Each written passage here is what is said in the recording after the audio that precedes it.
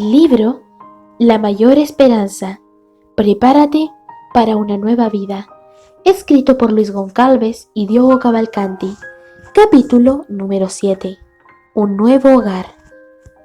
Todos necesitan un hogar, un refugio donde encontrar reposo y paz. Este hogar va mucho más allá de una construcción material que nos abrigue de la lluvia, del viento y del sol. Hace referencia al círculo más íntimo de las personas con las que convivimos, la calle y la ciudad en que habitamos, el país en que nacimos, la lengua materna, la cultura que moldea nuestra visión del mundo. Todo esto contribuye a formar en nuestra memoria una idea de hogar. Donde quiera que vayas, un cordón umbilical invisible te mantendrá ligado a tus orígenes.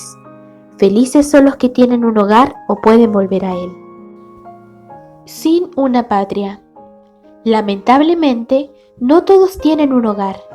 Millones de personas están en busca de un lugar para vivir. En los últimos años, el mundo quedó impactado por el mayor flujo de refugiados desde la Segunda Guerra Mundial. Los conflictos regionales, el terrorismo, las crisis económicas, el hambre, la opresión política y la discriminación racial han llevado a un número creciente de personas a buscar un lugar de refugio. Es el caso de los sirios, por ejemplo, que dejaron atrás todo lo que tenían para escapar de las balas y las bombas que impactaran sobre sus casas. Hombres, mujeres, niños y ancianos partieron a pie en una larga e inimaginada jornada hacia países vecinos o hacia Europa. Sin salida, algunos se arriesgaron a huir por el mar en embarcaciones precarias, convirtiéndose en víctimas de tragedias que conmovieron al mundo, como la muerte del pequeño Aylan Kurdi, de apenas 3 años, en 2015. La escena del niño de camisa roja boca abajo en la playa turca es difícil de borrar de la memoria. Como él, su madre y su hermano tuvieron el mismo destino. Según la Agencia de Naciones Unidas para los Refugiados, 5,5 millones de personas dejaron Siria en los últimos años. Por mar, otros miles de refugiados africanos se arriesgan hacia Europa en busca de mejores condiciones de vida. La travesía en embarcaciones frágiles o incluso botes ha llevado a escenas dramáticas de naufragios, barcos a la deriva, hambre y pérdidas de vidas. La Guardia Costera de países como España e Italia ha interceptado estos barcos y a menudo ha rescatado a los sobrevivientes. Otros millones ni siquiera tienen una patria de la cual huir. Es el caso de los apátridas, que no son reconocidos como ciudadanos de ningún país. En esa condición, tienen extrema dificultad para ejercer sus derechos básicos, como acceso a la educación, a la salud y al empleo. La gente puede convertirse en apátrida por la caída de su país de origen. Otros quizás son expulsados y pierden la ciudadanía. En gran parte son grupos étnicos, pueblos a los que no se les considera ciudadanos del país en que viven. Es el caso de los de más de 1 millón de rohingyas que vivían en Myanmar. La mayor parte de esa población tuvo que huir para salvarse de un cuadro de represión, arrestos, torturas y ejecuciones sumarias caracterizadas por la ONU como crímenes contra la humanidad. Hay un enorme flujo de inmigrantes que tienen un hogar y lo dejan en busca de mejores condiciones económicas y de trabajo, o incluso del éxito y la fama. Encantados con la realidad de los países desarrollados, expuesta en Internet más que nunca, las multitudes se lanzan a la suerte para ganar una vida nueva. En muchos casos, abogados, ingenieros y otros profesionales se arriesgan a trabajar como constructores, pintores y limpiadores de rieles bajo la nieve, con la esperanza de juntar dinero, ascender y triunfar. Muchos sueñan con la Green Card o incluso con conseguir una nueva nacionalidad y con ella acceso irrestricto a los derechos del nuevo país. En sus palabras de despedida, Jesús prometió vida en un lugar infinitamente mejor. No se angustien, confíen en Dios y confíen también en mí. En el hogar de mi Padre hay muchas viviendas. Si no fuera así, ya se lo habría dicho a ustedes. Voy a prepararles un lugar, y si me voy y se lo preparo, vendré para llevármelos conmigo, así ustedes estarán donde yo esté. En estas palabras encontramos todos los sentidos ligados a la idea del hogar: pertenencia, afecto, lazos, proximidad y amparo. Jesús vivió en este mundo para que un día pudiéramos vivir en el mundo de Él, un lugar perfecto, sin violencia, enfermedades ni muerte, un ambiente de profunda paz, consuelo y plena realización. Él murió para que pudiéramos vivir y tuviéramos acceso ilimitado al más valioso título de la ciudadanía del universo. La gran promesa. La segunda venida de Cristo, anunciada a lo largo de todas las Sagradas Escrituras, señala al mayor éxodo, la mayor migración de la historia humana. La promesa de Jesús fue preparar un hogar para los incontables millones de las personas que creerán en Él a lo largo de la historia. Es una poderosa invitación a los miles de millones de habitantes de la Tierra en el presente. Como hemos visto en el capítulo anterior, es una invitación que se extiende a ti, que estás leyendo este libro, a tus amigos, tus colegas y tus familiares. Puede parecer demasiado maravilloso para ser verdad, pero esa promesa resuena en la Biblia de tapa a tapa. El pecado provoca una profunda separación entre nosotros y Dios, pero aún así, Él actuó a lo largo de la historia para estar cerca de nosotros. Para entender mejor este aspecto, necesitamos recordar que el Creador no tolera la maldad existente en el mundo. Ciertamente, la ira de Dios viene revelándose desde el cielo contra toda impiedad e injusticia de los seres humanos que con su maldad obstruyen la verdad. Si te rebelas contra algunas cosas que ves en los noticieros, Dios mucho más. Él no tolera la mentira, el robo, el adulterio y la violencia, la corrupción, los abusos y todas las formas de sufrimiento infligidos a las víctimas. Por ello, según la Biblia, el ser humano en la condición de pecador no puede contemplar la gloria de Dios ni podía tocar ciertos objetos sagrados como el arca del pacto, pues quedaría fulminado de inmediato, tal como le ocurrió a un hombre.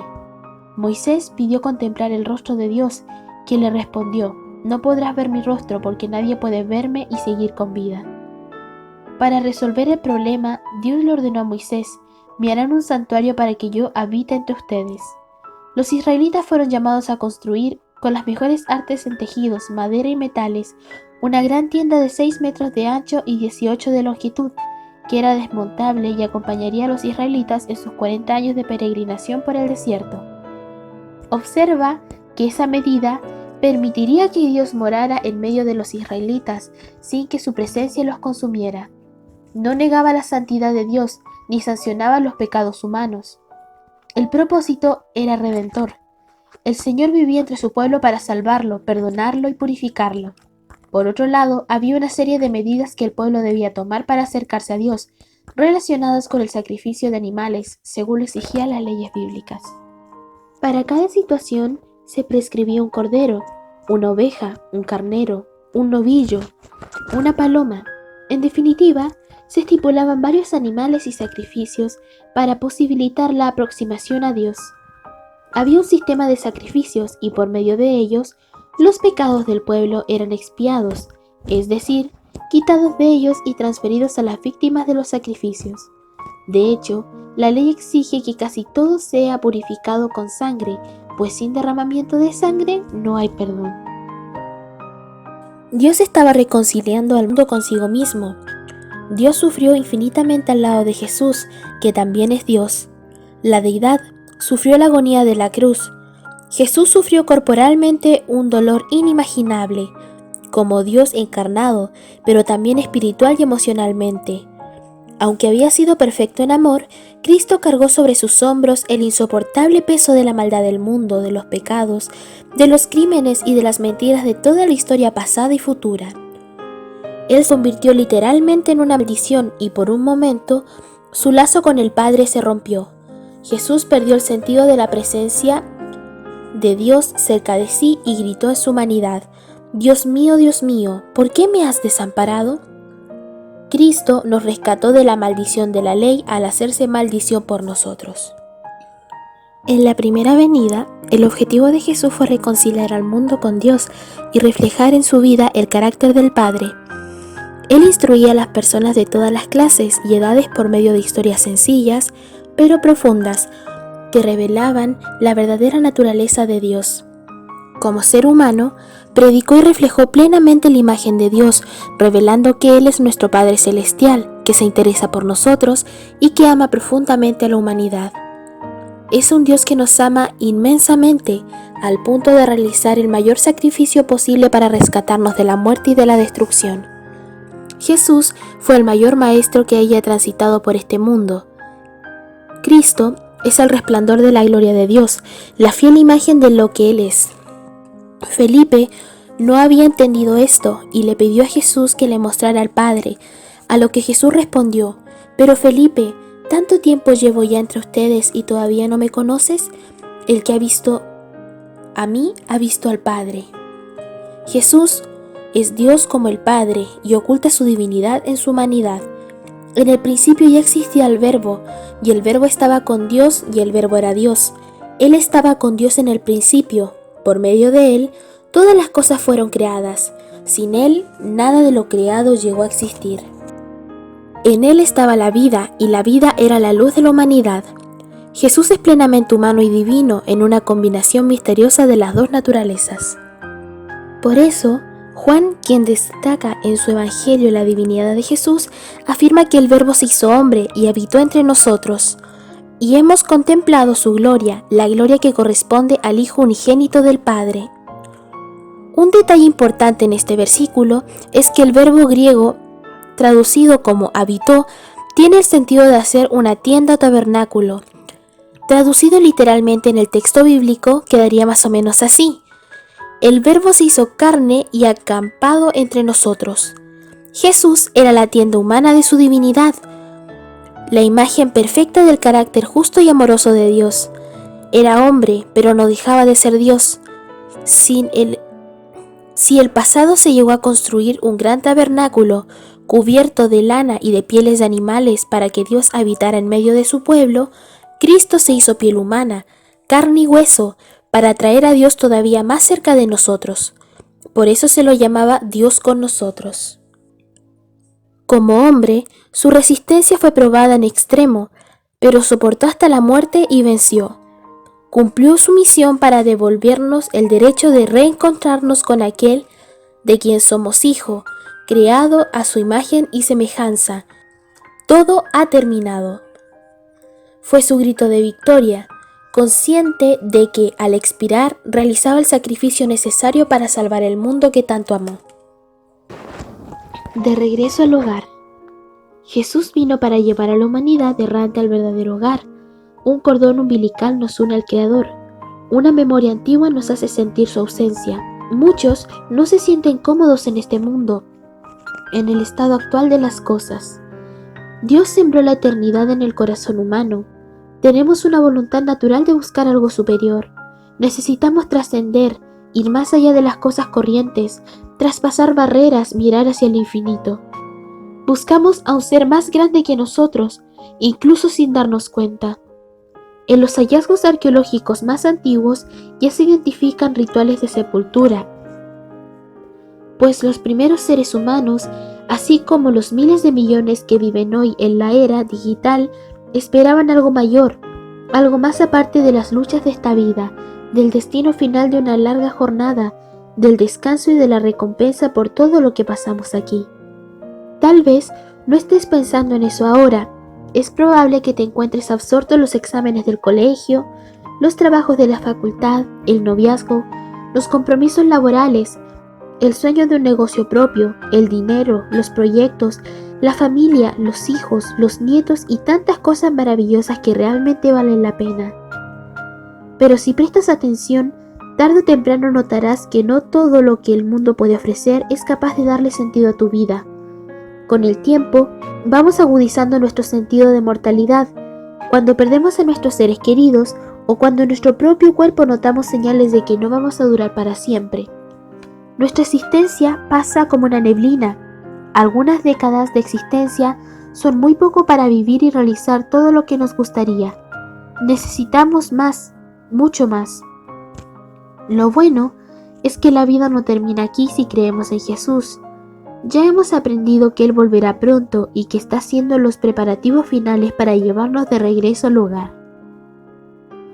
Considerando que Dios siempre quiso vivir con su pueblo por medio del tabernáculo, y después Jesús se convirtió en un tabernáculo humano para vivir entre nosotros, muy pronto viviremos con Dios en su tabernáculo real, en su casa. Esta promesa se hace con los tonos más tiernos y solemnes en las palabras registradas por el apóstol Juan. Oí una fuerte voz que salía del trono y decía: «Miren, el hogar de Dios ahora está entre su pueblo. Él vivirá con ellos y ellos serán su pueblo. Dios mismo estará con ellos. Él les secará toda lágrima de los ojos y no habrá más muerte ni tristeza, ni llanto ni dolor. Todas esas cosas ya no existirán más». Y el que estaba sentado en el trono dijo: «Miren, hago nueva todas las cosas». Entonces me dijo: «Escribe esto, porque lo que te digo es verdadero y digno de confianza». Estas palabras han alentado corazones a lo largo de los siglos. Revelan que Dios, creador del universo, el dador y sustentador de la vida, enjugará las lágrimas de nuestros ojos. Muestra que habitaremos con Él en su tabernáculo o morada. Solo los más cercanos pueden compartir una misma tienda en un campamento, un espacio a la luz de la linterna, contando historias y riendo en medio de la noche. Es cosa de amigos íntimos, de familia. Igualmente, la imagen de alguien que enjugará las lágrimas nos hace pensar en una persona muy cercana que tiene esa libertad. Solo alguien que nos conoce, nos ama y sabe lo que estamos pasando tiene la libertad de enjugar nuestras lágrimas. Este es el Dios bíblico, un Dios personal que interactuó directamente con Abraham, Moisés, David, Jeremías, Daniel, Pedro, Pablo y Juan. Así como interactúa con nosotros hoy, se interesa por nuestra vida personal y nos guía por el mejor camino, si se lo permitimos. En los planes de ese Dios personal, un día estaremos físicamente junto a Él, lo veremos cara a cara y lo adoraremos con alegría y gratitud sin fin. Siglos antes, Job dijo: «Yo sé que mi Redentor vive y que al final triunfará sobre la muerte, y cuando mi piel haya sido destruida, todavía veré a Dios con mis propios ojos. Yo mismo espero verlo, espero ser yo quien lo vea y no otro. Este anhelo me consume las entrañas». Así como otros hombres y mujeres de la Biblia, Job creía en la resurrección de los muertos. Tenía la certeza de que cuando su Redentor se levantara, Él sería resucitado con un cuerpo glorificado y vería a Dios personalmente. Una nueva realidad. Tal vez alguien pregunte: ¿cómo resucitarán los muertos? ¿Con qué clase de cuerpo vendrán? Pablo hace referencia a esa pregunta que era común en su tiempo y que aún no había perdido relevancia. A esto responde como ya vimos: Les declaro, hermanos, que el cuerpo mortal no puede heredar el reino de Dios, ni lo corruptible puede heredar lo incorruptible. Fíjense bien en el misterio que les voy a revelar. No todos moriremos, pero todos seremos transformados en un instante, en un abrir y cerrar de ojos al toque final de la trompeta. Pues sonará la trompeta y los muertos resucitarán con un cuerpo incorruptible, y nosotros seremos transformados, porque lo corruptible tiene que vestirse de incorruptible y lo mortal de inmortalidad.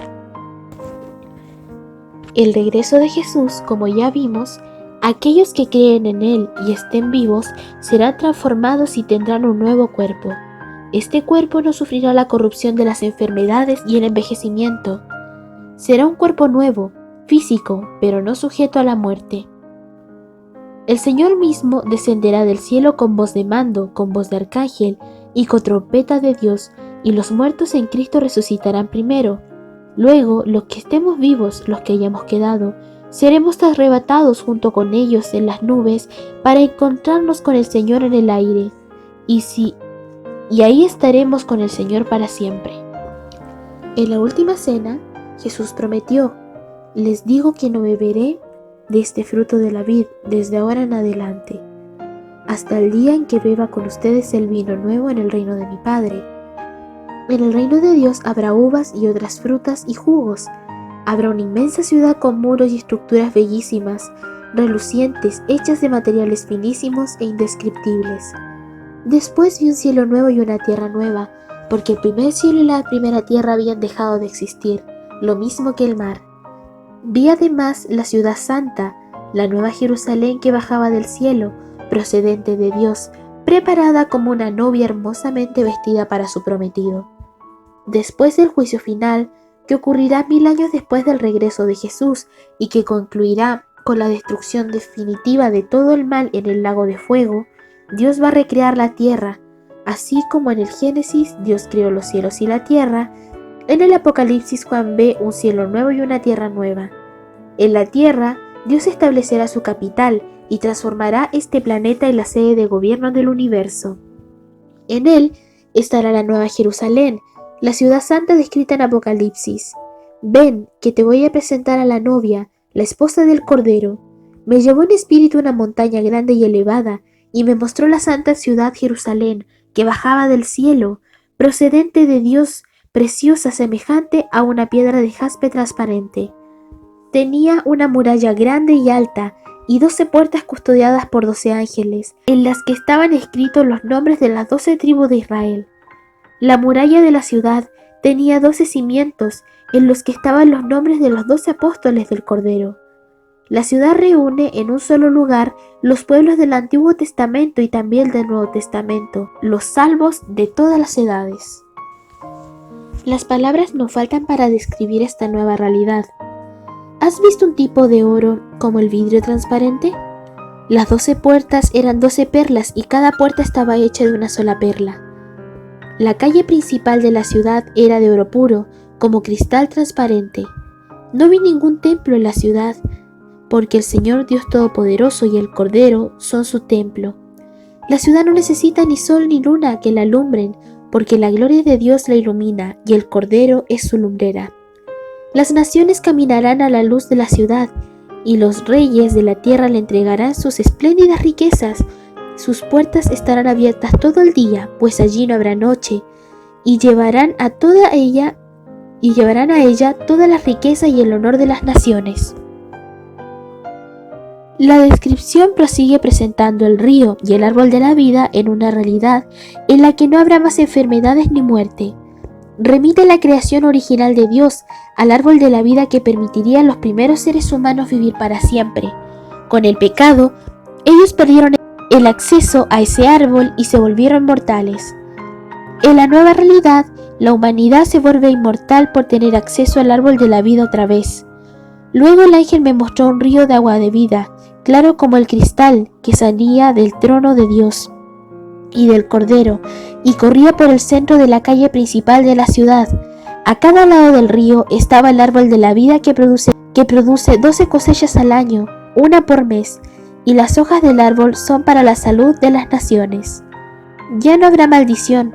El trono de Dios y del Cordero estará en la ciudad. Sus siervos lo adorarán, lo verán cara a cara y llevarán su nombre en la frente. Ya no habrá noche, no necesitarán luz de lámpara ni de sol, porque el Señor Dios los alumbrará y reinarán por los siglos de los siglos. Con un nuevo cuerpo no habrá más fatiga. Tendremos energía y vigor inimaginables, así como los paisajes áridos de la tierra serán renovados. Eso también ocurrirá con la familia humana. No habrán deficiencias, enfermedades degenerativas, cáncer, diabetes, afecciones cardíacas, sida, parálisis ni incapacidad. Todos serán igualmente sanos y vivirán con alegría. Se abrirán entonces los ojos de los ciegos y se destaparán los oídos de los sordos. Saltará el cojo como un ciervo y gritará de alegría la lengua del mudo, porque aguas brotarán en el desierto y torrentes en el sequedal. La arena ardiente se convertirá en estanque, la tierra sedienta en manantiales burbujeantes. Las promesas hechas al pueblo de Dios en la antigüedad se cumplirán en la nueva Jerusalén. Los lamentos acabarán, el trabajo será revitalizante, habrá contentamiento, satisfacción y crecimiento sin fin. La propia naturaleza cambiará y ya no existirá más muerte en la relación entre los animales. Me regocijaré por Jerusalén y me alegraré en mi pueblo, No volverán a oírse en ella voces de llanto ni gritos de clamor. Construirán casas y las habitarán, plantarán viñas y comerán de su fruto. Ya no construirán casas para que otros las habiten, ni plantarán viñas para que otros coman, porque los días de mi pueblo serán como los de un árbol, mis escogidos disfrutarán de las obras de sus manos. No trabajarán en vano, ni tendrán hijos para la desgracia. Tanto ellos como su descendencia serán simiente bendecida del Señor. Antes de que llamen, yo les responderé, todavía estando hablando cuando ya los habré escuchado. El lobo y el cordero pacerán juntos, el león comerá paja como el buey. En la tierra nueva no habrá más velorios, cementerios, hospitales, tránsito congestionado, deudas ni impuestos. Descubriremos el pleno sentido de la libertad. Una vez más, las palabras son insuficientes para describir los tesoros de la nueva vida que Dios ha preparado. Sí, muchos sueñan con tener una green card para vivir en un país desarrollado. Deberían soñar más aún con el derecho de vivir en un lugar donde el oro es tan abundante que no tiene valor y estará debajo de los pies. Las riquezas de los lugares más bellos y lujosos de este planeta parecerán insignificantes en comparación con la ciudad que tiene la gloria de Dios. Así es como una autora describe esa realidad. Allí las mentes inmortales reflexionarán con deleite inagotable en las maravillas del poder creador, en los misterios de amor redentor. Allí no habrá enemigo cruel y engañador para tentar a olvidarnos de Dios. Toda facultad será desarrollada, toda capacidad aumentada. La adquisición de conocimientos no cansará la mente ni agotará las energías. Podrán llevarse a cabo las mayores empresas, satisfacerse las aspiraciones más sublimes, realizarse las ambiciones más encumbradas, y sin embargo surgirán nuevas alturas que superar, nuevas maravillas que admirar, nuevas verdades que comprender, nuevos objetivos que agucen las facultades de la mente, el alma y el cuerpo. Todos los tesoros del universo estarán a disposición para el estudio de los redimidos de Dios. Libres de las cadenas de la mortalidad, se lanzan en incansable vuelo hacia los mundos lejanos, mundos en los cuales el espectáculo de las miserias humanas causaba estremecimientos de dolor y donde entonaban cantos de alegría al tener noticia de un alma redimida. Con indescriptible dicha, los hijos de la tierra participarán del gozo y la sabiduría de los seres que no cayeron. Comparten los tesoros del conocimiento y el entendimiento adquiridos durante siglos y siglos en la contemplación de las obras de Dios. Con visión nítida, consideran la gloria de la creación, soles y estrellas y sistemas que, en el orden a ellos asignado, circuyen el trono de la deidad. En todas las cosas, desde las más pequeñas hasta las más grandes, está escrito el nombre del Creador, y en todas ellas se despliegan las riquezas de su poder. Y a medida que transcurren los años de la eternidad, traerán consigo revelaciones más ricas y aún más gloriosas respecto de Dios y de Cristo. Así como el conocimiento es progresivo, también el amor, la reverencia y la dicha irán en aumento. Cuanto más aprendan los hombres acerca de Dios, tanto más admirarán su carácter, del ser que todo lo creó manan vida, luz y contentamiento, por toda la extensión del espacio infinito. Desde el átomo más imperceptible hasta el mundo más grande, todas las cosas animadas e inanimadas declaran en su belleza sin mácula y el gozo perfecto que Dios es amor. Este nuevo mundo que tiene como capital la Nueva Jerusalén será nuestra patria, así como la de los héroes de la fe del pasado. Antes bien, anhelaban una patria mejor, es decir, la celestial. Por lo tanto, Dios no se avergonzó de ser llamado su Dios y les preparó una ciudad. En cambio, nosotros somos ciudadanos del cielo, de donde anhelamos recibir al Salvador, el Señor Jesucristo. Él transformará nuestro cuerpo miserable para que sea como su cuerpo glorioso, mediante el poder con que se somete a sí mismo todas las cosas. Somos solo peregrinos en este mundo, pues allí no tenemos una ciudad permanente, sino que buscamos la ciudad venidera. Tenemos nuestro trabajo, ganamos nuestro pan, estudiamos y realizamos muchas actividades, pero todo esto es común y fugaz. Miramos con fe a la mayor esperanza, que es el regreso de Cristo a este mundo, para liberarnos de las ataduras que nos detienen y para llevarnos a una nueva vida en el lugar que Él nos preparó. Esperamos una ciudad superior. Después de revelar estas verdades maravillosas, llenas de fe, ánimo y esperanza, encontramos un fuerte llamado a tomar una decisión. ¿Será posible que al descubrirlo todo permanezcamos inmóviles? ¿Seguiremos en esta vida indiferentes a esas verdades y promesas divinas? Si Él ya cumplió hasta aquí todo lo que prometió, si todas las profecías de la Biblia ya se cumplieron, ¿por qué estas últimas no se cumplirían? Si percibimos y experimentamos el milagro de la vida en el mundo actual, ¿por qué no pueden ocurrir nuevos milagros en el cielo y en la nueva tierra? Una invitación irresistible. No podemos permanecer indiferentes a estos mensajes. En Apocalipsis hay una advertencia y una invitación para cada uno de nosotros. Primero, se hace una advertencia que revela quién quedará fuera de la Nueva Jerusalén. Esta orientación no pretende convencernos por el miedo, pues este sentimiento no lleva a nadie a amar a Dios. Este mensaje sirve para alertar e informar, de modo que nadie se quede sin saber lo que va a ocurrir. Pero los cobardes, los incrédulos, los abominables, los asesinos, los que cometen inmoralidades sexuales, los que practican artes mágicas, los idólatras y todos los mentirosos recibirán como herencia el lago de fuego y azufre. Esta es la segunda muerte. Pero afuera se quedarán los perros, los que practican las artes mágicas, los que cometen inmoralidades sexuales, los asesinos, los idólatras y todos los que aman y practican la mentira. Estas palabras son fuertes, pero se nos dirigen como advertencia, con amor, en un llamado al corazón, mientras todavía hay tiempo para decidirse. Dentro de la ciudad santa habrá personas que cometieron los mismos pecados, pero en algún momento de su vida se arrepintieron. Jesús las perdonó y las salvó y abandonaron sus malos caminos. Si bien algunos pueden reírse de estas palabras de la Biblia, Dios te llama a que enfrentes con seriedad, por amor a tu vida. El libro de Apocalipsis termina con una invitación divina. Esta invitación la hace el Espíritu y la novia. El Espíritu y la novia dicen ven, y el que escucha diga ven, el que tenga sed venga, y el que quiere tome gratuitamente del agua de la vida. Observa la expresión el que quiera. Es muy importante. Todas las promesas, el acceso a la vida eterna con Dios y a los tesoros del universo, todo depende de tu decisión. Tienes que querer.